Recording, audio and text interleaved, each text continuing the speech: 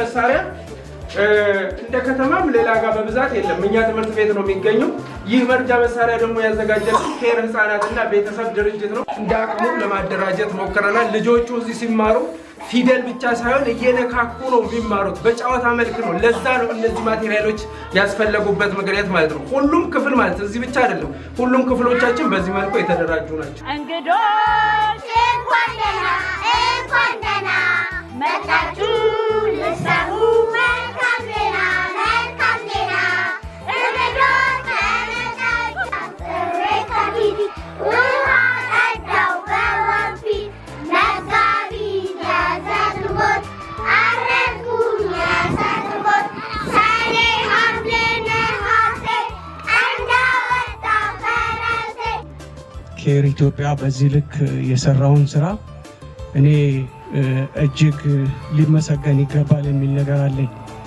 እንደሚታወቀው ህፃናት ከቤተሰብ ከወጡ በኋላ ሁለተኛ ማደጊያ ስፍራቸው ትምህርት ቤት ነው። ህፃናት ደግሞ ምቾትን ይፈልጋሉ። በቀላሉ ንጹህ ቦታ ማግኘት መብታቸው ነው። ይህንን ደግሞ በመንግስትና በማህበረሰብ ብቻ ሊሸፈን የማይችል እንደዚሁም አጋር ድርጅቶች በዚህ ልክ የህብረተሰቡንና የመንግስትን ጉድለት እያዩ እየሞሉ የሚመጡበት አግባብ ትውልድን ከመገንባት አንጻር እጅግ አስፈላጊ ተግባር ነው።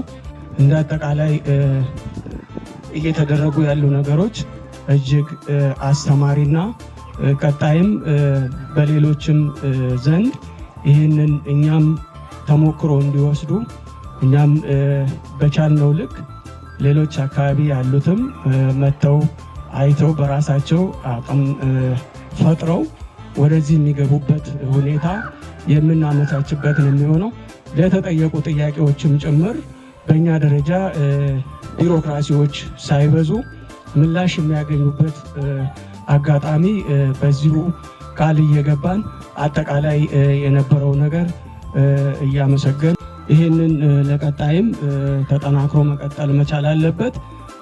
እንግዲህ ዛሬ እንዳያችሁት የቡኢ አጸደ ህጻናት ቅጥር ግቢ ውስጥ ኬር ኢትዮጵያ ህጻናትና ቤተሰብ ልማት ድርጅት ባስገነባው የህጻናት ማቆያ ብሎክ ይፋዊ ማስመረቅ ፕሮግራም ላይ እንድንገኝ በተመቻቸ ፕሮግራም ላይ የተገኘ ነው። ቅድሚያው ያው ምስጋናው ለዚህ ድርጅት መሆን ስላለበት በብዙ መንገድ ከተማችን ላይ ለበርካታ ዓመታት በተለይም በህፃናት በቤተሰቦች እና በእናቶች እና ወጣቶች ኬዞች ላይ እጃቸውን ሳያጥፉ እያገዙን እየደገፉ ነው የመጡት። ያንንም ተከትሎ ዛሬ እነሆ ሪባን ቆርጠን የገባ ነው።